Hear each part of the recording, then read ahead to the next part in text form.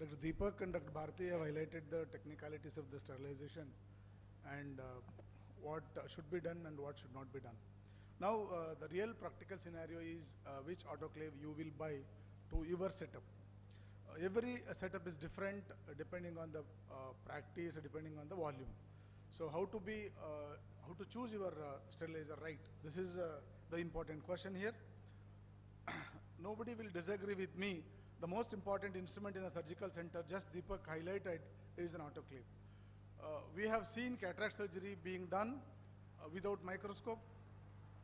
We have been doing cataract surgery without phaco machine. But have you done cataract surgery without an autoclave? So which is the most important and indispensable instrument is the autoclave.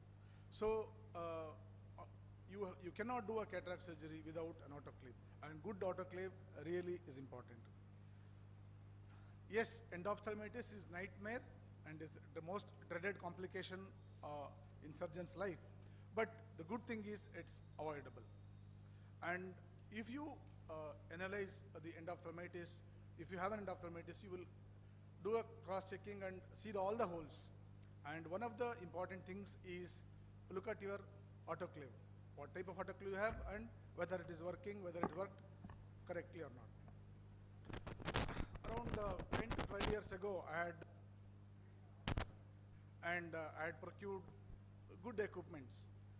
And one of my friends came and looked around and walked around the hospital and saw my equipments. I was very happy. I thought he will praise me and have a good setup. And then he came to my OT and saw my autoclave. Then he said, how much you have invested in autoclave? Then I said, this much.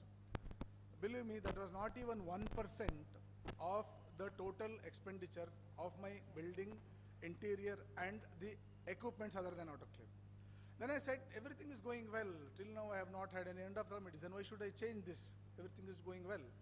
And God is there. But one bad day, even God wanted a family life, family vacation. So he took a holiday. And I had cluster endophthalmitis. So then I really re-looked. And again, that day I discussed with Deepak. So what change I should do? Then we made a lot of change in our OT, and first thing I bought was a Class B autoclave. Since then, I never had any cluster endophthalmitis. So that was the big change. So problem is we learn from our own mistakes. Still we are not mature enough to understand by seeing somebody's mistake. I think there is a time, it's not that easy, endophthalmitis. So we should learn from somebody's mistake. An ideal autoclave, like any ideal thing, doesn't exist.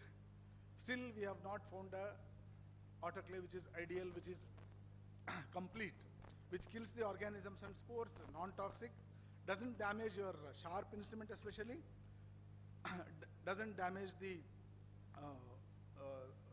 other things like your phaco tubings. And important nowadays is documentation. Documentation should be possible when the cycle started, when it ended, and other things should be possible. Should be easy to maintain. And if you complete all the criteria, the last criteria will be very difficult. So economically viable, you should choose. So gone are the days where we were using vertical autoclaves. Now big no to vertical autoclaves. We know it has been proved, it has been repeatedly said. The air removal mechanism is not there. Even if it is there, it is not efficient in vertical autoclaves. So now we have come up with a horizontal autoclave and preferably with a vacuum pump where there is an active air removal mechanism followed by sterilization. And it should be added with some tabletop sterilizers. You have different class S, N, and B, and for our setup it's class B autoclave where we have active air removal mechanism, vacuum cycles, followed by heating cycle and a dry cycle. And this is what we have a class B autoclave, which is automated. Automated autoclaves are always better because they'll indicate if you go wrong in between, and if they'll indicate if the cycle is incomplete.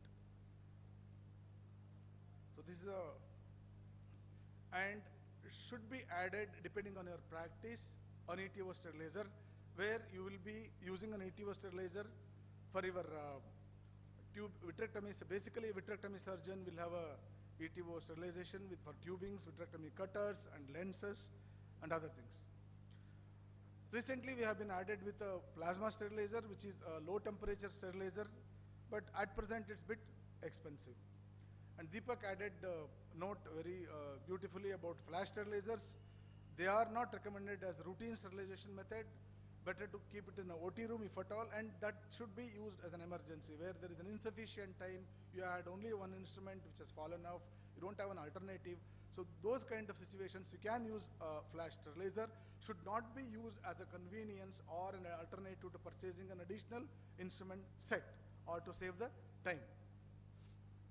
So what are the options we have? So what options we have at present? You have a class B autoclave of required size, preferably an automated one, and then a horizontal autoclave with an active pump and an ETO.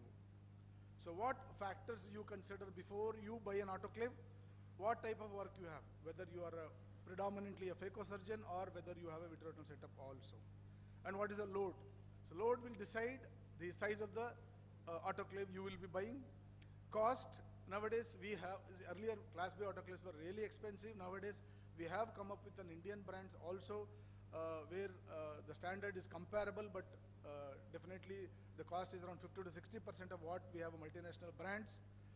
The autoclave should be easy to maintain, where you should detect the problem early. Troubleshoot can be done easily. Documentation should be possible, and always talk to the person who has been using this autoclave about the after-sale services. They are very nice to speak before they sell the autoclave, and afterwards it should not be a problem because it needs a regular checkup. And think of AMCs and regular follow-ups, checkups. So these are the factors you consider. And a typical moderate practice like what I have is I have a horizontal autoclave with a vacuum pump where I predominantly use this for my linens, which has a printer with it. And I have class B autoclaves, tabletop autoclaves, which I use for if I'm using a reusable phaco tubing, surgical instruments, and cannulas, which are all wrapped, double wrapped, and put inside. And I have an average size semi-automatic ETO for my vitreoretinal setup. Whenever feasible and possible, I always try to use disposables, especially phaco tubings. And weekly monitor by our dedicated OT staff. He checks all the things, whether they are working or not. Early identification should be a problem.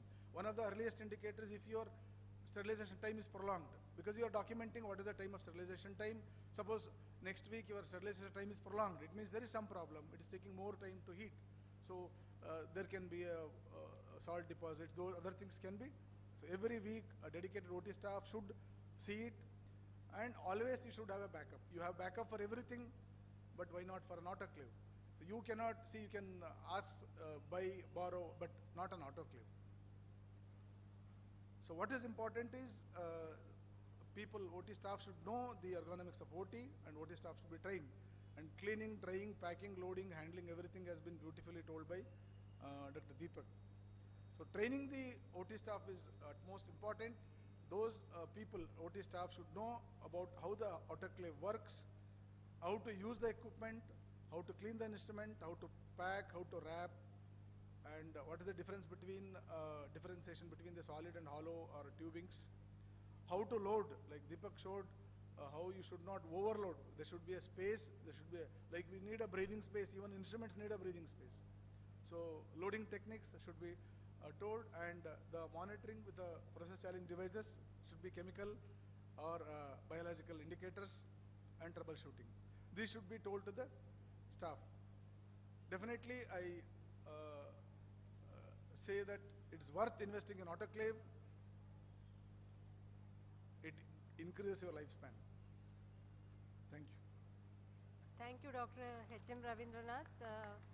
Just to put things in perspective, both Dr. Deepak and Dr. H.M. They highlighted the very essential point of training the manpower, which form the fulcrum of our OT practice. And this is something which we all have to look into, keep motivating our OT technicians, keep them regular regularly checking the ongoings. Personally, the doctor has to be involved in the ongoings of the OT theater so that we have a check on basis of what the performance of our OT technicians are. Thank you, sir.